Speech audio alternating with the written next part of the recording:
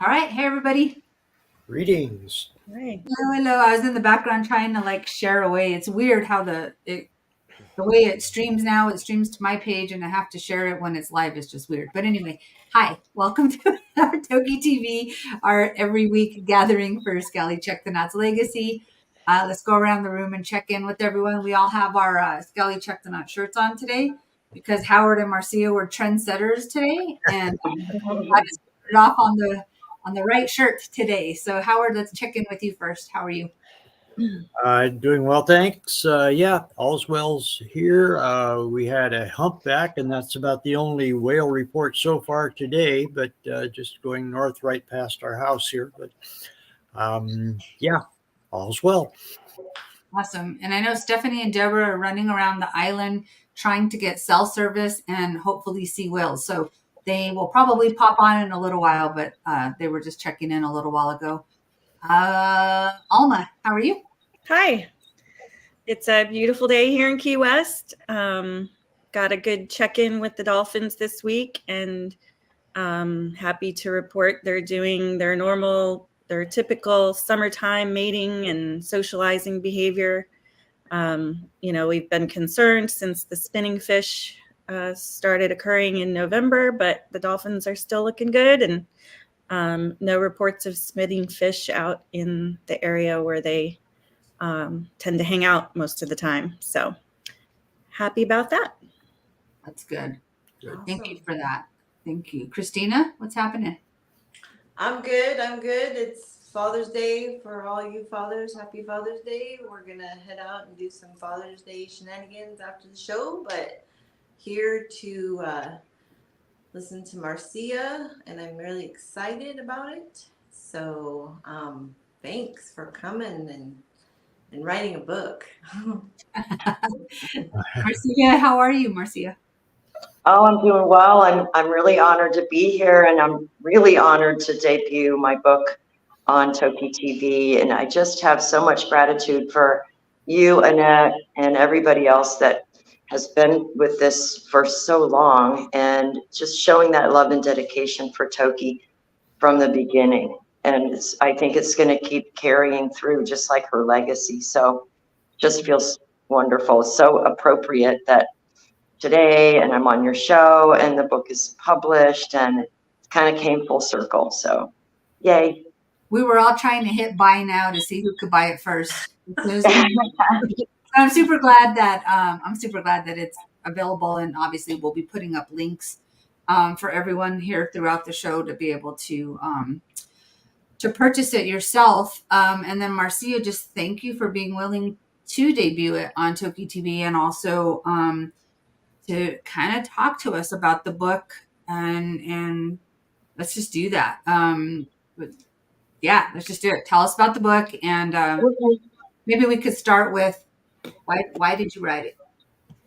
You know, it started off through just the deepest grief I think I've ever felt, and I just needed to started off just journaling, just as a cathartic exercise to get me through those couple of months. And then as I started writing more, it took on a life of its own. And, I started to think about how can we create more whale nerds in the world? How do we get more people into our fold of orcaholics, and so a lot of the stories in the book, there's a lot about Toki, but there's also a lot about the plight of all these other whales, the captive whales, the ones off the coast of, in the Iberian whales, and the boat whales that are interacting with boats, and the trawlers. And there's so much facing them. And I wanted to really just bring people into that so they can understand what they face in the world, and how many perils we've created for them, and maybe collectively we can change some of that. And Toki just sort of guided me through the writing of this whole book. And Howard, you're in it very prominently, and others. There's a lot of it that's not named with people, because one of the pieces that I thought was so important to bring into this, because I have my personal experiences, is that Orcas specifically, I do think all cetaceans have this effect on people, but orcas just seem to have sort of some metaphysical attachment with humans. And we've had, I talked to a lot of people while writing this book, dreams and visions and, even scientists that have told me things that they've experienced being around orcas that are inexplicable, really. So I really wanted to bring that in the forefront because I feel like our society shies away from that a lot. Like, oh, it's woo-woo, or don't bring that up. It's not bold facts, but it's important stuff. So a lot of that's in the book as well. And it just kind of weaves all of that together. So that's where it sort of started, and it just really did start to breathe all by itself. And I'm really glad. And my deep friend, Holly, that I've known for almost 40 years, she was a big part of Toki's life back in the 80s and 90s. She's an amazing, talented artist. At first I thought, well, I should include some pictures in the book, some images. But it didn't feel right to put photographs, especially, talking about Toki's death and her passing and all of that. So she offered to do artwork in the book, and it's beautiful. I'm so proud of it. And I'm sure as we go on in the show, you can highlight some of those pieces for me, but she's just great. So all of that came together, and it's hard to know when you're done. When you're writing, it's like a piece of art. You're like, am I done? Should I keep editing? I don't know. But I felt like I made it to that point, and I feel done. And now I can just offer it to the world and hopefully get some more orca nerds in our tribe out there. That's awesome. I know I appreciate you sharing so much of is so intimate, there went Howard. I'm not sure what happened. Just that intimate relationship and those intimate moments. And I'm really grateful that you're willing and able to share those with us, because it gives us insight into her, not her as a performer, not her as the icon to end captivity, not her but like her personhood, her individual self. And I know it's been really comforting. But let's go ahead and get started, if you don't mind. And you guys, Marcia's agreed to read some of the book for us today. So we're going to get parts of the book, and Marcia, we'll just turn it over to you. Okay. I just sort of chose a few passages. The first one is the day of her death. It's not from the beginning of that event, but it's a powerful passage, so I chose to read that first. As her care team all held her body in what I can only describe as a collective embrace, I remember begging her to stay as we all cried together in the cold water. Please, Toki, don't go. Please stay with me. I spoke directly into her ear.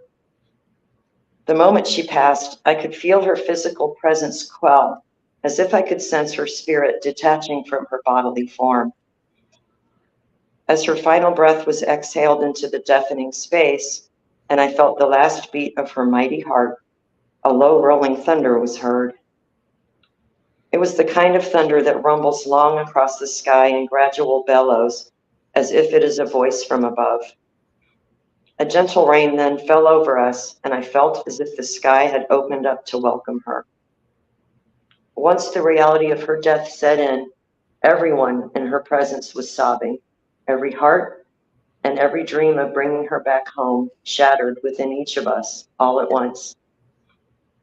Within minutes of her leaving us, a beautiful double rainbow appeared over her and lingered for what seemed like hours, as a lone white dove watched from the gables above. It is very difficult for us to find beauty in death, as our culture tends toward fear of it, but that day I saw it. There was a beauty and magic all around her as she left this earth. And then I learned later of what had been happening simultaneously thousands of miles away in the Salish Sea. The day before Toki died, a superpod of her entire extended family of J, K, and L pods began to gather directly in front of the webcam and the hydrophone located at Lime Kiln Lighthouse on San Juan Island. This is a very rare occurrence, according to researchers and scientists, and the gathering brought hundreds of people to the lighthouse and online to watch in delight.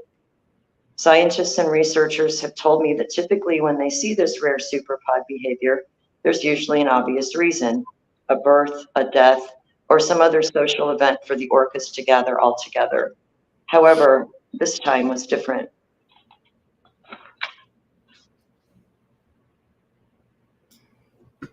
No one outside of our team knew that Toki was sick for those few days. We were under strict rules not to share information about her to the public, or anyone for that matter. Neither the researchers, the people on the ground, or the folks watching the superpod gathering that day on the lighthouse webcam knew she was ill. The orcas who had gathered began to display what appeared as distressed behaviors: pectoral and fluke slapping, milling about, vocalizing, and oddly remaining directly within the webcam frame for nearly the entire event, which lasted for 2 days. The group remained overnight Thursday into the next day, which is when Toki died, and didn't leave to hunt or rest. They simply remained and displayed their odd behavior. An elderly female at approximately 100 years old, who was presumed to be Toki's mother, L25 or Ocean Sun, split off from the group as the morning gave way to the afternoon. She was not accompanied by other whales. She simply drifted away from the group to be alone. This was happening simultaneously as our precious Tokite's life force slowly ebbed from her body. It was as if her mother left the group to receive her daughter directly from heaven itself. As I learned of this, my mind reeled with the possibility that these beings are not only capable of communication over vast distances, but they somehow seem to know of her illness and death happening nearly 3,000 miles away, and joined together in ceremony for her. What happened there with her family is something completely outside the bounds of our understanding, and has altered the thinking of thousands, including scientists who observed that day. I know that a lot of you were watching that superpod that day, those 2 days. And Howard, I'm sure you were the one really observing that whole time. I hope I got that as succinctly as I wanted. And thank you for getting it down, for journaling that moment from both sides, which seemed to be one event, really. Yeah, I think you got it all, accurately as far as we can say. We don't know all of what happened, but yeah, I'm still shaking my head and talking about it every chance I get, just because I have to talk about it, because it still is just so amazing to me. It looks like we have communication with the west side of San Juan Island coming up here. I'm trying to mute them, and for some reason it's not letting me. So. There is to be expected it's too loud. skepticism, you could say, by some, scientists, just field researchers that just don't want to stray from what is clearly observable, measurable, and knowable. But I don't think you can discount what happened and the synchronicity. I did watch it live Look at TokiTV. from the webcam from another location where I was just stuck for a half an hour. And so I was watching on my phone, and I had never seen anything like it. And I spent, a total of about 7 years doing regular field research. I mean, going out on the boat to do the photo ID, which means accompanying the whales, paralleling with them, at a slow idle, a good distance away, but watching their movements and how they change direction, they change mode, they go from resting to socializing to foraging to spread out to gathered together to going any which direction. They can appear and disappear, it seems, just on a whim, but all together. they move in the same motion and the same pace. And that's what they were doing in terms of each individual was moving at about the same speed, but they weren't socializing in the way that we see in normal superpods, where it's a greeting, a kind of like a country hoedown where everybody meets and greets and hugs and swings each other around, and lots of contact. That's what we usually see, is they roll on each other and kind of snuggle up, and you can call it group grope, you can call it touchy feely, all kinds of, you can feel the kind of the joy in the gathering. It's just wonderful. But I didn't see that day. It was more like each individual was going through something and kind of contorting and twisting and hanging there, or slapping a fluke or a peck, but they weren't having a joyous celebration like we usually see. It was something else. It was, each one was going through something, is all I can describe it as. And it was so really unusual. I mean, for one thing, they just don't come in. They've been very rarely coming in. There's some more this month in May and June. J-Pod, with one appearance of L's and K's, and J-Pod came in with a subgroup of L-Pod that is very rarely seen, the L54s, in the last month. So there's been a kind of an uptick of them coming in from the ocean. But this was last summer, and they had not come in all summer, or for the previous, well, I could look it up, but very rarely, really, for the last decade. I mean, a couple of times a year that they'll all come in. So it was very unusual for them to come in at all. And they stayed in that location for as near as I could. Oh, thank you for running that clip. Yes. They stayed in that location under the lighthouse at Limekiln for, I believe, about 3 hours. I'm trying to pin it down, but it seems to have started at about 3 and ended at about 6 that afternoon. I watched it from 4 until 4:30, and they were in that same location. And, I mean, orcas just don't do that. They'll be in one place for, if they're socializing, if they're really intensely intermingling and interacting, they'll maybe stay in one place for 20 minutes tops, but not 3 hours. So that was also something very unusual. So, I mean, the whole thing just didn't make sense to me when I knew nothing. This was the Thursday, the 17th, when I knew nothing about what was going on in Miami. And I was just thinking to myself, this is really strange behavior. And I was, wanting to contact anybody else who saw it. And I found a couple of people, but I really haven't found anybody who was right there at the lighthouse. There were some people that were further away, maybe a quarter mile away. But, I'm still trying to find other witnesses to this to get more information about what they saw that day.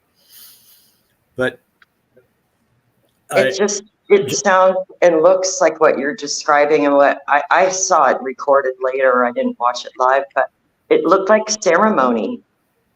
I mean, from a layman's point of view, I'm not an orca researcher in the field, but just looked like a ceremony, a very, subdued ceremony to me. And that's the only way I can see it in my mind. Yeah. Now. I'd say so too.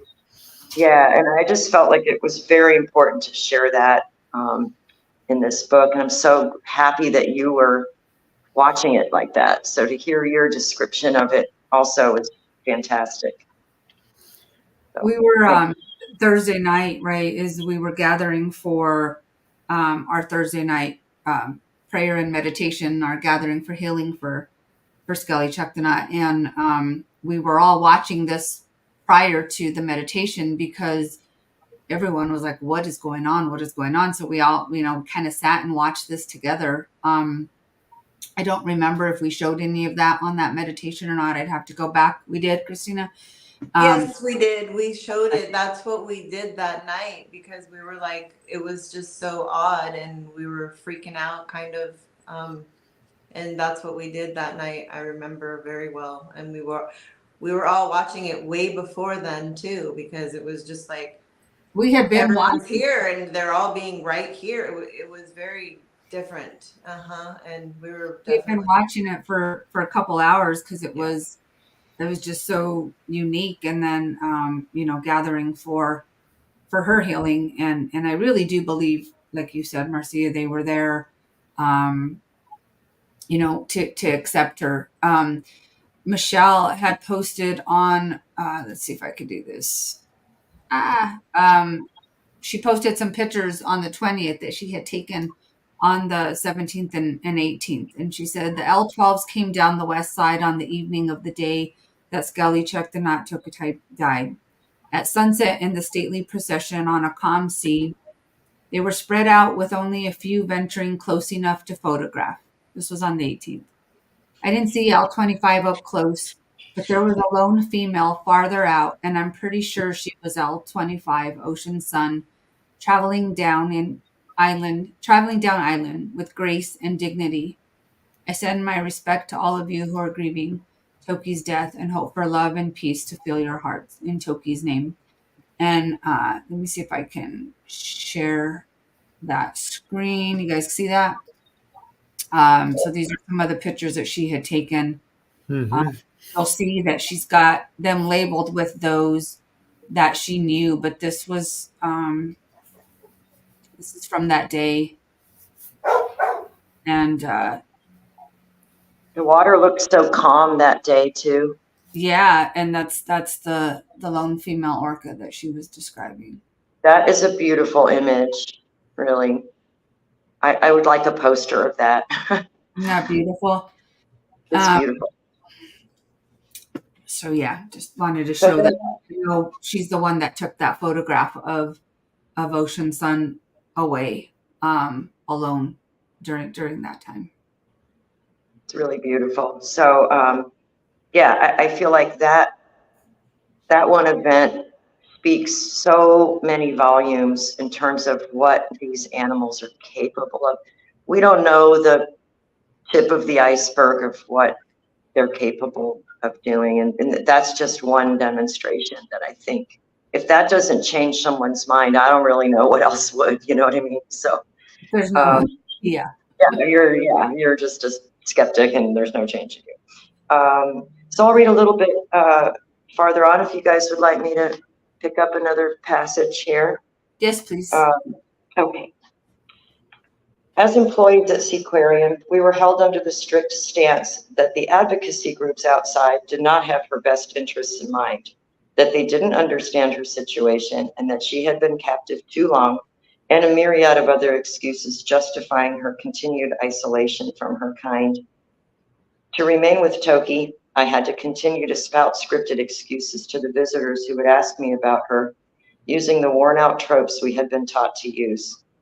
The struggle within my mind and heart was intolerable. I knew the right thing to do was to bring her home. I also knew that in the current paradigm, this was impossible. I needed to remain with her for as long as I could.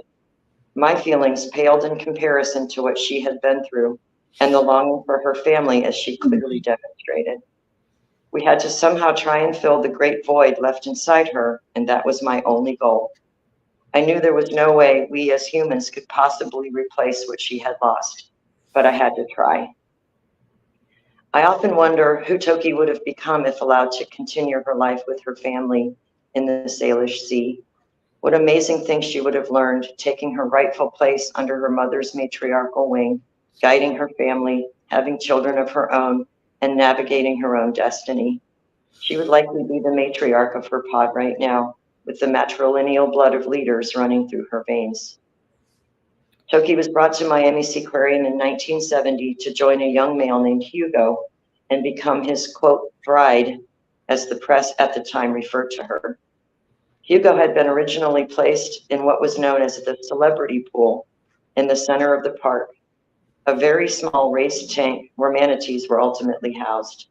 The space was so small, Hugo eventually was unable to submerge, swim, or even turn around as he grew. The whale bowl was constructed in 1970, where he was carried on a stretcher and dropped into what would become Toki's home for 53 years. Hugo, also a member of L-Pod, would have been either a sibling or cousin of his soon-to-be bride. As we now understand their family structures, males remain with their immediate family pods. He was captured in 1968 in Vaughn Bay, Washington, at only 3 years old. Toki and Hugo shared a tank that was 80 by 35 by 21. They lived together in this space for 10 years until Hugo's death when he was only 10 years old. He had caused multiple injuries to his head and face by continually banging his head against the walls of the tank. He was also known at times to show aggression to trainers and clearly demonstrated the stresses of confinement. Hugo passed away on March 4th, 1980 from a brain aneurysm as Toki watched on. His body was then unceremoniously lifted out of the tank with straps, loaded onto a truck, and taken to the Miami landfill. His tragic story was rarely told, and his memory was left to fade into obscurity. Someday, I hope to see a memorial or plaque for both Hugo and Toki on that site to commemorate both of their lives. I felt it was extremely important to talk about Hugo here because he was always sort of the lost whale, you know. He died so young and it was so tragic. And I know there's a lot of people out there that use the word suicide, and I hesitate to use that word, but it seems like that's what he did. He just couldn't take it any longer. Imagine, you know, we've all seen the size of that pool that Toki lived in. Imagine 2 orcas in there. It's really unimaginable that he was able to go 10 years in that condition. But hopefully one day there is a plaque or something there to commemorate his death, because, you know, it's my hope because of Toki's sort of memorial that the Lummi gave her. And, you know, what happened around her death was sort of unprecedented. And I feel like hopefully that sets the tone for other animals like that. We need to give them services as we would a person. In my view, they're people too. You know, dragging him off to the landfill was just awful and criminal.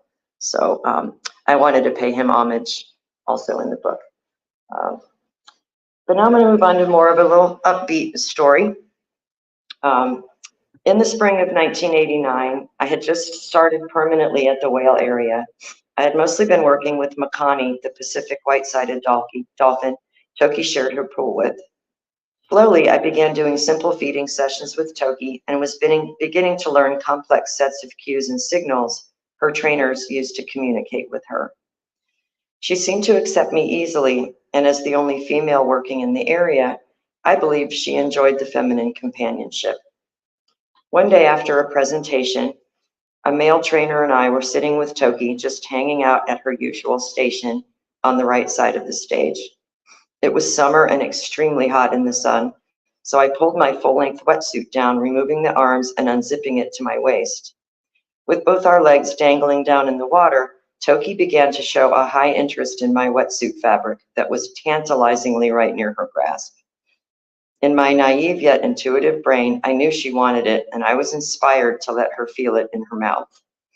As I did, I immediately felt her begin to pull it off my body as she sank slowly under the water, with me still partially wearing it. I plunked into the chilly water as she gently removed it from my legs, leaving me wearing just my wetsuit and a stunned look on my face. I did not feel frightened, despite the fact she had just pulled me into the water. I realized all she wanted was that fabric, and I just happened to be wearing it. Once she had it, she began to swim around playing with it, swimming laps with it, draped across her body, and relocating it from her pecs to her flukes, then to her dorsal and back. The joy this wetsuit brought her was palpable, and we decided that despite the way she obtained it, we would begin to give her our old wetsuits as enrichment, once the zippers had been removed, of course. This started her longtime affair with our wetsuits, something that brought her so much pleasure over the years that it occurred to me that as a child she must have played with kelp in this way, as orca researchers have observed them do all the time. I was happy she could have something that reminded her of home, and I thought of it like when a child carries their favorite blanket or toy, a modicum of comfort, safety, and connection to her past. She continued to be given old wetsuits ever since that day and for many years after I had left, and I was glad that she had been allowed to keep enjoying them. I distinctly remember at the December 22 conference in Miami, a discussion was held between the table of distinguished veterinarians and cetacean experts, and the topic of her wetsuits was brought up. The conversation hinged around the fact that these experts were concerned that Toki may confuse a human shape of material in the water with an actual person, and that continuing to allow her to have them posed a danger to her trainers. I immediately became very concerned and raised my hand to oppose their position. Toki had been playing with wetsuits for nearly 30 years. She had never confused her wetsuit with a human. She wasn't ever going to, and the idea that this was somehow on the table enraged me. Thankfully, the group conceded that her human-shaped used wetsuits would be replaced with large square pieces of neoprene fabric instead, and I was happy that her favorite toy would remain just that. It is amusing to me that a group of experts who had barely known her were willing to change such an important aspect of her life so easily, but I was happy that that decision was made in the end.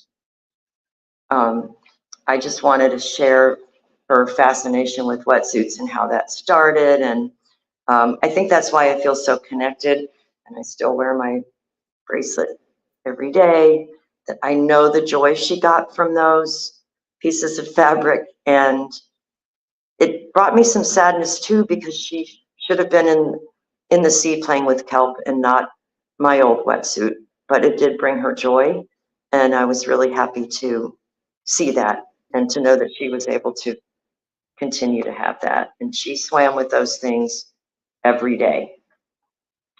And that might be the one she pulled off my body. I don't know. That picture was taken in probably 1990. And that was during, I think, just a training session. And you can see her coming back to me with her mouth open like that. She just thrived on positive reinforcement. And when she did something, she thought it was amazing, she would come back and I would behave as if she just did the most amazing thing I've ever seen in my life. And I would rub her tongue and kiss her on the face, and just, just so much enthusiasm. She loved pleasing. She was a pleaser. And you can see the reflection of her wetsuit on her face, the yellow wetsuit. Yeah, that's why I kind of liked it. I'm like, it was hanging right there. So beautiful Toki. That's not an old shot. There's a couple mixed ones in this group of pictures. This is an older one, right? Yeah, I took that one underwater in, gosh, probably 93. I got my hands on an underwater camera and I kind of went to town. And then the cover of the book is also that same, I don't know if it was the same day, but, back then, people are always asking me for old footage and pictures, and, we didn't have cell phones, and the only way to take video was you had to carry a giant camera around with VHS in it, so there's not a lot, and that's sad, but it's good to have these old pictures. I treasure them. And thank you for sharing them. We've seen a lot of the more recent ones, but this is a screenshot of the book, guys. When you go, and I'm sure everyone will go and purchase that. You go to Amazon and just look up either Marcia's name or the title of the book, and yeah, it went today. It's out today, so you can. That's went today. Yep. And Marcia, I'm so happy that she had you. I mean, just means the world. Thank you. And we all go through this, right? Like, you don't realize how special whatever you're doing is so special. And then years later, you look back on it, you're like, wow, if I would have known then what I know now, boy, what I would have done things differently. And, I also want to share too that I carry a lot of regret with me for multiple reasons. And one of them is, I left her. I left her in 1995. I cried for a really long time. I didn't want to go. I didn't want to leave her. And then they wouldn't let me go visit her. So I was just kept away from her for a long time. The regrets I have is I could have worked harder to get her released. I could have stood up stronger. I could have spoke out more, and I should have. And I have to carry that. Whether they would have listened to me or not, I don't know. But you can't change the past. And that's another lesson that, Toki taught me. She was able to keep going forward despite her past and what happened to her. And I think we can all try to do that as well. She's so strong. So You were an angel, Marcia, for her. And Howard, I know you were trying to say something. You have to unmute yourself. I feel like there were a lot of voices, well, a lot of ours, advocating for her to go home all those years. And so I know you'll carry your regrets, as we will all carry ours, for the one more thing we could have said, or the one more protest we could have attended, or the one more conversation that might have made the difference. But the truth of the matter is those previous owners were not listening to anything. And you were an angel, and to be able to be there for her. And I know I said this back when you were able to come back, is I really think she saw you and she knew she was going home. It's like things started going backwards, right? And you came back, and it was almost like this bridge to going back home. And I think that that's how she saw you, and you served as that, and you held her there as she returned home with her family. And for that, I will forever be grateful, because I know your heart. And so to know that your heart was next to her heart in that moment really does mean a lot. And so, so just thank you for that. And I do think you made the right choices to not get out front in the Toki Come Home movement, because it would have jeopardized every relationship you had with a lot of people, I'm sure, that were still, connected with the industry in one way or another. And there was just no way, as Annette said, the owners and the whole industry were just so totally opposed to any mention of her ever returning to the ocean that it wouldn't have gone anywhere. There was just, it could have been educational for your friends, maybe a few people. I mean, that's what we were doing, was basically, educating people that it was possible and that it was only right. It was the moral thing to do to return her to her home.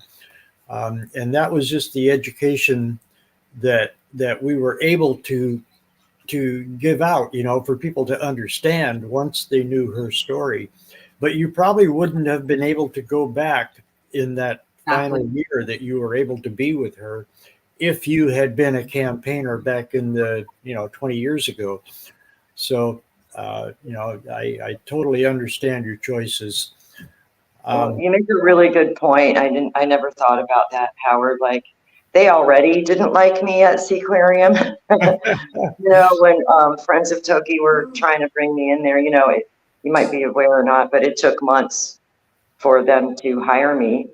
And then, they were like, she talked bad about us and she's going to do this. And they already saw me as the opposition. And then I had to deal with some ageism. I sort of found out that the day I interviewed there, and I got to give Mike Partica some kudos for this. I found out later their biggest opposition to me going on the Friends of Toki team was they thought I was too old. What? And I was like, okay, you know what? I can carry buckets like the best of them. I can unload a fish trailer. I can do all of that. And so I found myself doing a lot of those sort of physical jobs just to show them that I'm capable of doing it. And I did. So there you Yes, go. they still had that, perky young trainer, dancer, entertainer sort of image in their minds. But that's not what you were doing there. That's not. I'm beginning to think that the industry's thought of she's too old applied to you, applied to Toki, and all of it was Right. all of that was Yeah, crap. right. Right. Yeah. So she was not too old to go home, and you were obviously not too old to work with her. So Yeah, seriously. maybe she's too old is just ingrained in them or something to say that. I don't know. But I'm going to show the difference. So here's you early on, and then this intimate moment. It's just gorgeous. Beautiful. I really love that picture because I would just sit there quietly while feeding her, and I don't care anymore if people think this stuff is woo-woo, but I would just put right into her head the images that I know where she's going. Here's your home. This is where you're going. You're going home, over and over and over again. I am Pictures in my head. She felt it. She received that, I'm sure. You really were able to bring out her joy. I mean, it's a tribute to her and just her the wonder of Toki was that she found joy in that situation. She found companionship. She found a way to engage and be happy, and you gave her that opportunity. You went way beyond the sort of the mindset of the trainer, and the relationship of just a trainer with a trained animal. You went way beyond that, and you were able to meet her as her, as the person in her who could relate to you and feel your joy at being with her, and that enhanced her joy. It was just a mutual joy that I think was the best thing that could possibly happen to her. And I'm glad it was good for you too. Yeah, no, it really was. I always thought about our relationship like when you have a really good like dance partner or someone that you like to do things with, and you don't have to ask if this is the right thing. Should I do this? You kind of just vibe together. Not that you're reading each other's minds, but people that finish sentences and those kind of things. I always kind of felt like we had that going on together where, and we had some funny moments about that too. Last year when, there were other trainers around and they made me wait a long time to work with her. I don't know why, whatever. But I'd be standing nearby or by the stage and they'd send her off on some big jump or what have you. And she would swim past me very purposefully and give me a look like this. She would go, and I would watch her, and then she would go and take this big dive and come up and do the absolute wrong behavior. Like, yeah, I could tell she was going to do it. I knew she was going to do it wrong, and I could tell from the way she looked at me and her body position and all of that, and I would crack up laughing, but it would annoy the hell out of the other trainer. Hilarious. But it's very saying, watch this. watch this. I'm about to do something pretty funny, and I'd be like, okay. So we were like criminals a little bit together because she would see me laughing about that, and she knew I got her joke, and so that bonds people together, right? Absolutely.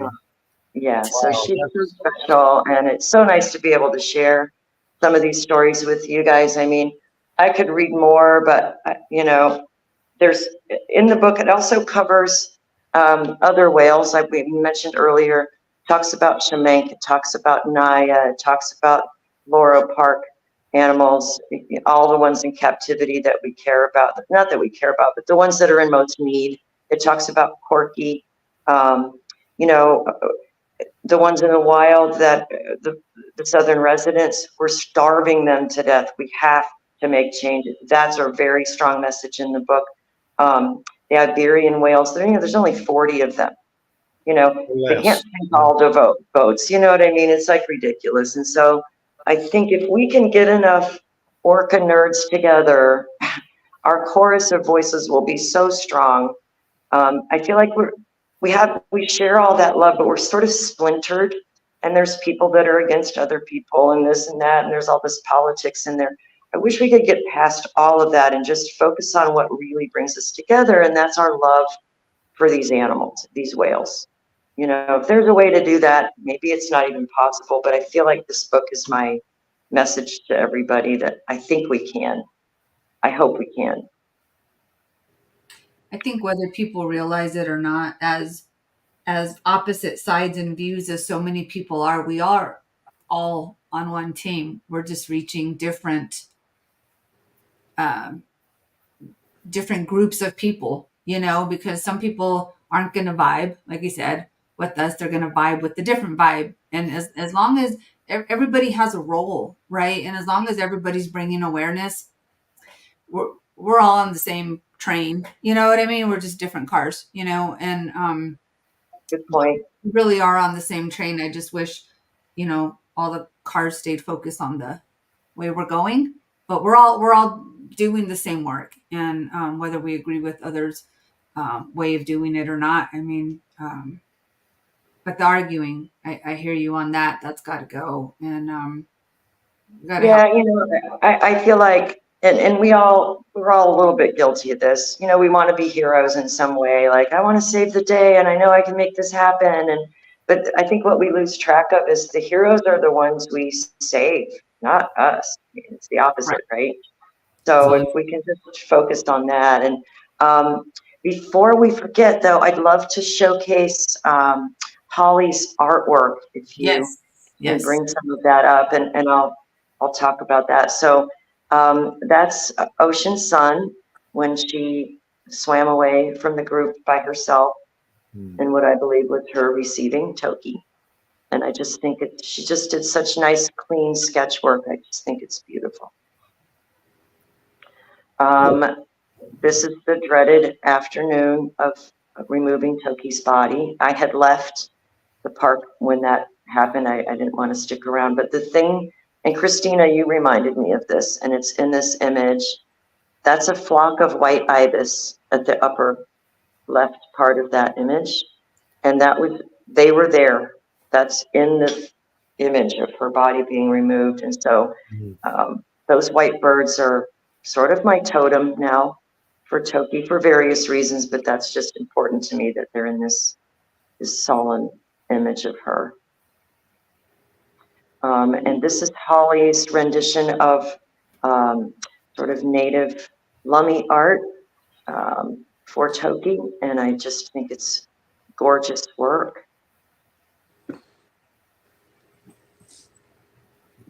And then that's in the book where I first meet Toki for the first time, and looking into her eye like that, it's such a powerful memory for me, and I wish I could share it with other people the way I felt it. But in the book, I describe it as like sort of looking into the universe itself. Like, I haven't seen a depth of a gaze like that in any human I've ever looked at, but I saw it in her. And then those are the flowers that we put in her bucket the day after her death. And Annette was helpful with putting that together. And, one of the moments with that, we had a moment of silence when we put some flowers in the water. And there's a pretty strong current in that little pool. And when we put all those flowers in, yeah, there they are. They didn't drift in the current for the entirety of our quiet. And I think we were solid quiet for a couple of minutes. And when we were done with our moment of silence, then they became caught in the current, but they stayed right where she normally rested for that entire time, which is just another magical bit. Everything about her was magical, and even in death. So I just want to also remind people that these flowers are the ones that people brought to this aquarium to the ceremony we had the day after. And so I didn't say at the time because I didn't have approval at the time. But we took all those flowers that were left, and there were more than what fits in the bucket. But we took all those flowers that were left there for that ceremony, and those are the flowers that we went in and released into the water. So they were all of your prayers. They were all of your, because every single flower, what we did in that ceremony, the evening before we put them in the water, is everyone took that flower and said their own prayer into that flower for her journey home, and then laid it down. And so all of those are so that I have the chills because I carried those in there, and I remember like the prayers and you want to talk about, woo woo, since we're getting woo woo, the energy of carrying those prayers in. Like I'm really, really honored to have been able to do that, because there was some really powerful prayers for her journey and her family put into those flowers. So Yeah, thank you for bringing that up. And you just reminded me that, over those, actually it was about a week, so many people brought flowers and remembrances and toys. And I mean, they were piled up at where the marquee is on the parking lot, just day after day. And it was remarkable, how much love that the people of Miami had. Locals, I mean, people probably came specifically just to put them there. And over days and days, we salvaged what we could and did our ceremony with some of them, but they wouldn't have even fit in her pool. There was that many, felt like, to me. So the outpouring of love was amazing. She was very loved. thank you. And you loved her so much, and you honor her still. And I just want to say thank you. And your book sounds just amazing. Like you're hitting all of these aspects, and it's like, because that's what we need to do. We need to come together and do that, So I Thanks just so I have much. Thank so much you. gratitude. I really do. And thank you for honoring her and Absolutely. keeping her story Um, alive. we in the book, it talks about we got to breach those dams. We have to stop the industrial trawlers. We got to stop starving them to death. I mean, we only have the windows closing. And I feel like, the book says, Toki's lessons for humanity. And there's a lot of lessons in there. One of them is they don't operate on our timeline. These whales operate on their own timelines. Toki did. And I'm sure, the southern residents and all the whales up there in the Salish Sea and beyond, they don't have our timeline. They will starve to death if we sit on our hands too long. And I feel like we need a sense of urgency. I know everyone does. I'm not the only one that feels that way, but we need more people on board. Let's make some more whale nerds out there. Yeah. This photo that you have here, it just reminded me, and thank you, Holly, for capturing the flowers and just her spirit and her. You see that in all of these drawings, so thank you for that. It reminded me of this picture that Lawrence took, and when you talk about her eye,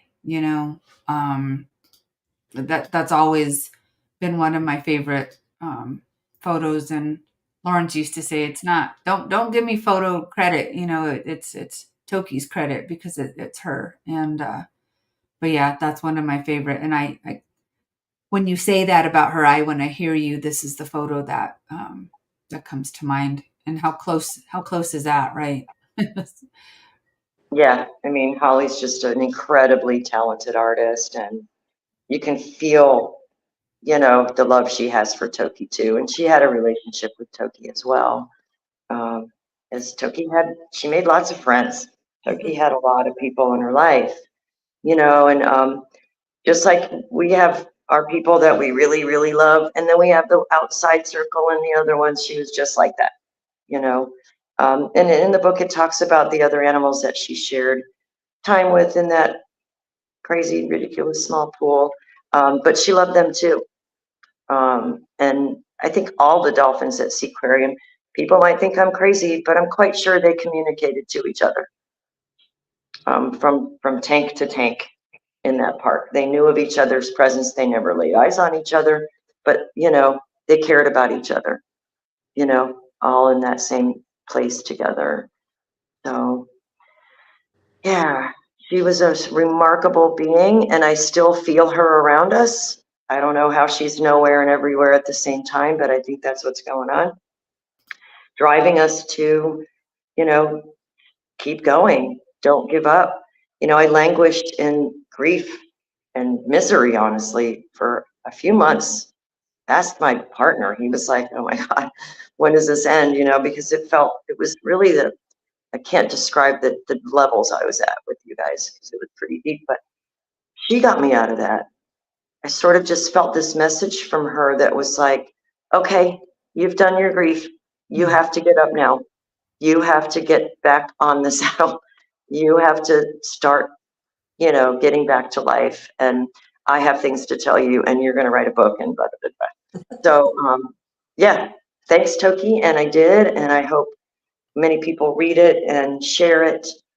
Send it out to your non-whale nerd people so we can nerd them up quite well and get this party started, get more people on board.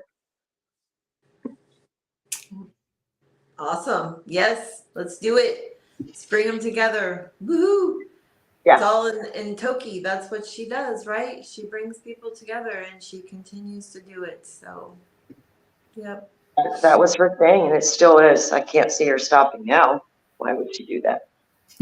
Well, with you as her journalist, as her chronicler of her story, the deep parts, the mystery, the wonder, the magic of her story, you tell it so well, and because you lived it, you live it still, and it's just I'm definitely going to get that book.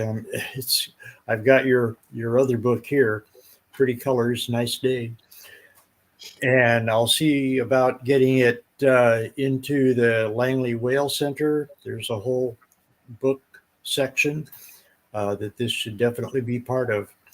That would be great, Howard. Yeah, and you're in it, and I hope you like the parts that you're in because I'm sure I will. It's all good stuff, and it's all, I can't really say enough about what you and what Ken and others have done throughout the years to help her family. It's just mind-boggling, really, and you're still at it. So, kudos to you guys. It's amazing work. And Howard, it's already on its way to you. So. Annette. So cute. You should have that very well. We were playing with the buttons earlier. So before we have to go, I did want to mention that I didn't really want to do this, but I went ahead. It was Quentin's idea, but I think it's a good idea. Everybody needs a web page. marciahenton.org.